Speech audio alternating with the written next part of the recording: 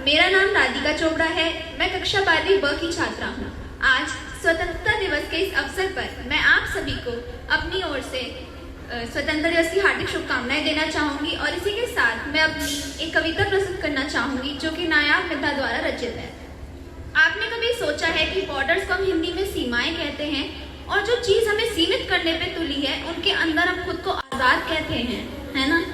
मेरा सवाल बस इतना सा है कि ये जो बॉर्डर्स हैं, जो ये लकीरें हैं, ये किसकी हैं? ये लकीरें जो घर को कमरों में बांटती हैं, शहर को घरों में, जिले को शहरों में, देश को जिलों में, संसार को देशों में, ये लकीरें किसकी हैं? तुम्हारी या उन लकीरों के उस पार रहने वालों की? ये लकीरें जो मंदिर को मस्जिद से, गुरुद्वारे को गिरजाघर से, हिंदू को मुस्लिम से, सिख को ईसाई से बांटती हैं, ये लकीरें किसकी हैं? हरी चूड़ी पहनाने वाले की या हरी चादर उड़ाने वाले की? इन लकीरों पर जमी धूल, उसमें लिपटे कुछ कंकड़, उन कंकड़ों में लिपटी कुछ खून की बूंदें और उन खून की नमी से उगती हुई घास और उसके ऊपर का वह थोड़ा सा आसमान किसका है या किस मुल्क का है? आपको याद है हम सब बचपन में एक पेंटिंग बनाते थे, एक वो हट वाला घर, उसके पास से निकलती एक नदी, नदी के उस पार पेड़ पौधे और घर के पीछे पहाड़ और पहाड़ों के बीच में से एक उगता हुआ सूरज।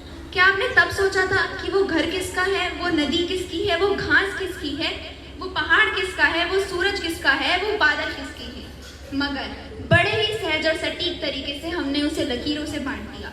वो लकीरें किसकी हैं? उस जमीन की जिसकी मिट्टी को जब नदी छूते हुए गुजरती है तो इनके पाक से प्रेम से फूल खिल उठते हैं।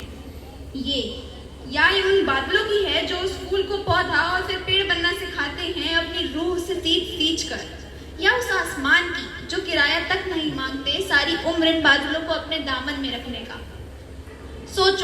सोचो कण कण जोड़कर ये लकीरें बनाई, लकीरें जोड़कर टुकड़े और फिर टुकड़े जोड़कर ये दुनिया, तो फिर इस दुनिया को लकीरों के सहारे टुकड़े करने का हक तुम्हें किसने दिया?